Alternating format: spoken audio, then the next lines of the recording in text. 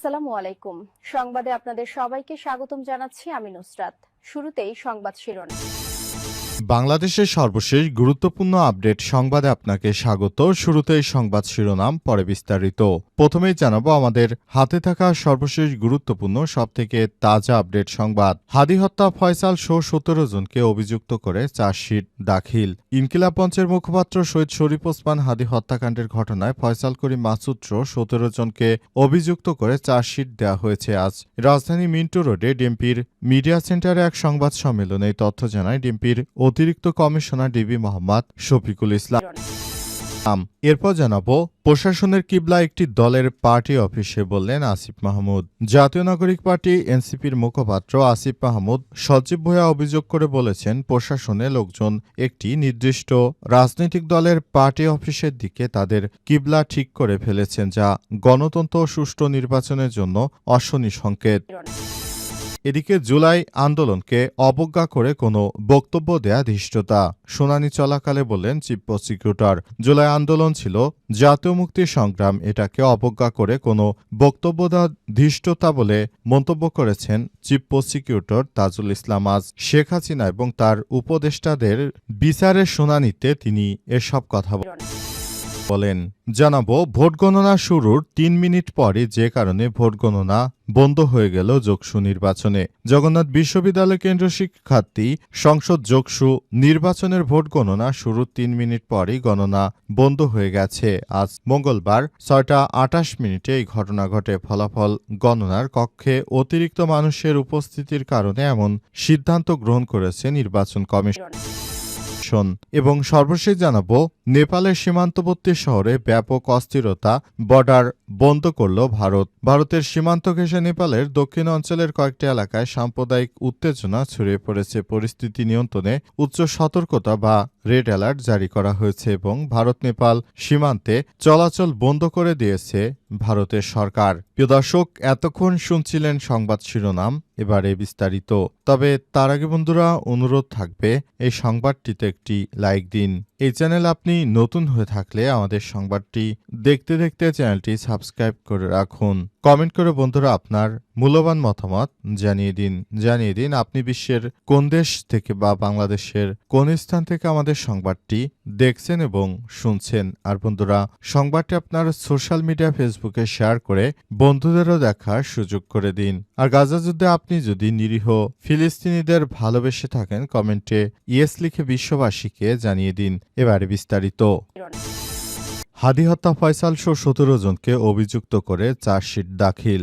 ইনকিলাব মঞ্চের মুখপাত্র সৈয়দ শরীফ ওসমান হাদি হত্যাকাণ্ডের ঘটনায় ফয়সাল করিম মাসুদ সহ ১৭ জনকে অভিযুক্ত করে চার্জশিট দেওয়া হয়েছে আজ বিকাল ৪টার দিকে রাজধানীর মিন্টু রোডে ডিএমপির মিডিয়া সেন্টারে এক সংবাদ সম্মেলনে এই তথ্য জানায় ডিএমপির অতিরিক্ত কমিশনার ডিবি মোহাম্মদ শফিকুল ইসলাম। তিনি বলেন, তদন্তে আসামিদের বিরুদ্ধে অভিযোগ প্রমাণিত হয়েছে বলে চার্জশিট দেওয়া হয়েছে। উল্লেখ্য, গত ১২ ডিসেম্বর দুপুর ২টার দিকে পল্টন থানাধীন বিজয়নগর বক্স কালভার্ট রোডে শরীফ ওসমান বিন হাদিকে গুলি করা হয়। গুরুতর আহত অবস্থায় তাকে প্রথমে ঢাকা মেডিকেল কলেজ হাসপাতাল এবং পরে রাজধানীর এবারকেয়ার হাসপাতালে ভর্তি করা হয়। অবস্থার অবনতি হলে চিকিৎসার জন্য ১৫ ডিসেম্বর তাকে সিঙ্গাপুরে নেওয়া হয়। পরবর্তী ১৮ ডিসেম্বর সিঙ্গাপুরে জেনারেল হাসপাতালে চিকিৎসাধীন অবস্থায় তিনি মৃত্যুবরণ করেন। হাদির উপর হামলার ঘটনা ইনকিলাব মঞ্চের সদস্য সচিব আব্দুল আল জাবের ১৪ ডিসেম্বর পল্টন থানায় একটি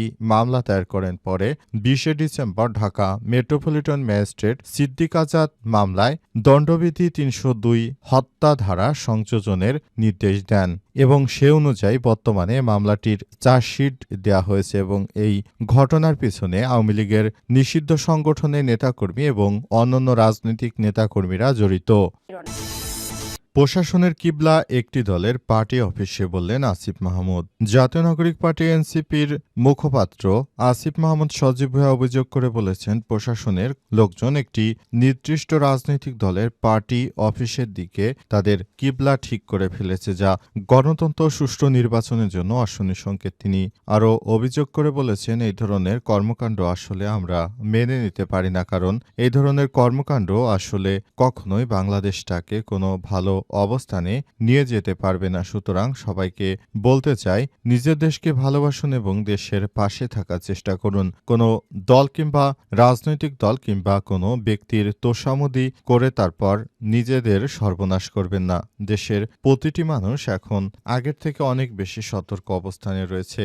তাদেরকে ধোঁকা দেওয়া এতটা সম্ভব নয়। তাই সবাইকে নিয়ে একটি নতুন বাংলাদেশ গড়ে তুলতে চাই বলে আসিফ মাহমুদ আরও জানিয়েছেন, আমরা নতুন করে সবাইকে নিয়ে একটি নতুন বাংলাদেশ গড়ে তুলতে চাই এবং সে অনুযায়ী সবাইকে নিয়ে কাজ করতে হবে। কিন্তু একটি বিশেষ রাজনৈতিক দলের হয়ে যে বা যারা কাজ করার চেষ্টা করছে তাদের উদ্দেশ্য করে তিনি আরও বলেন, আমরা এমন কোনো বিষয় আসলে দেখতে চাচ্ছি না যেখানে নানার সমস্যা আপনার তৈরি করবেন, আর সমস্যার সমাধান করার জন্য আমরা চেষ্টা করব সেসব চেষ্টায় আপনারা বাধা দেবেন। এটি কোনোভাবেই ভালো নির্বাচনের জন্য গ্রহণযোগ্য কোনো পথ হতে পারে না। সুতরাং সবাইকে এসব বিষয় নিয়ে এখনই ভাবতে হবে, কারণ আগামী জাতীয় সংসদ নির্বাচনের আগে সবাইকে নিয়ে ভাবতে হবে এবং এসব বিষয় নিয়ে কাজ করতে হবে বলে জানিয়েছেন তিনি।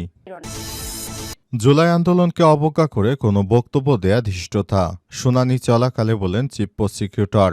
জুলাই আন্দোলন ছিল জাতীয় মুক্তির সংগ্রাম, এটাকে অবজ্ঞা করে কোনো বক্তব্য দেয়া ধৃষ্টতা বলে মন্তব্য করেছেন চিফ প্রসিকিউটর মোহাম্মদ তাজুল ইসলাম। আজ মানবতাবিরোধী অপরাধের মামলায় ক্ষমতাচ্যুত সাবেক প্রধানমন্ত্রী হাসিনার উপদেষ্টা সালমান এফ রহমান ও সাবেক আইনমন্ত্রী আনিসুল হকের অভিযোগ গঠনের শুনানি চলাকালে তিনি এমন মন্তব্য করেছেন। এ সময় চিফ প্রসিকিউটর আরও বলেন, বাংলাদেশে কোনো আদালতেই জুলাই গণ অভ্যুত্থানে প্রশ্ন তোলা যাবে না। জুলাই চার্টার ও জুলাই ঘোষণাপত্রের মাধ্যমে জাতির মুক্তির সংগ্রাম হিসেবে বিবেচিত থাকবে। সুতরাং বাংলাদেশের জাতি হিসেবে আমাদেরকে এসব বিষয় নিয়ে আরও বেশি কাজ করতে হবে। তিনি আরও বলেন, আমরা এমন একটি দেশ চেয়েছি যেখানে কোনো বৈষম্য থাকবে না, যার জন্য শিক্ষার্থীরা জীবন দিল। সেই জুলাই গণ অভ্যুত্থানের আগে আপনার কোনো ভূমিকা ছিল না, কিন্তু যখনই গণ অভ্যুত্থানের পর এখন আপনি ভালোভাবে কথাবার্তা বলতে পারছেন, তখনই শুরু হয়েছে শিক্ষার্থীদের সমালোচনা করা। তাদের উদ্দেশ্য করে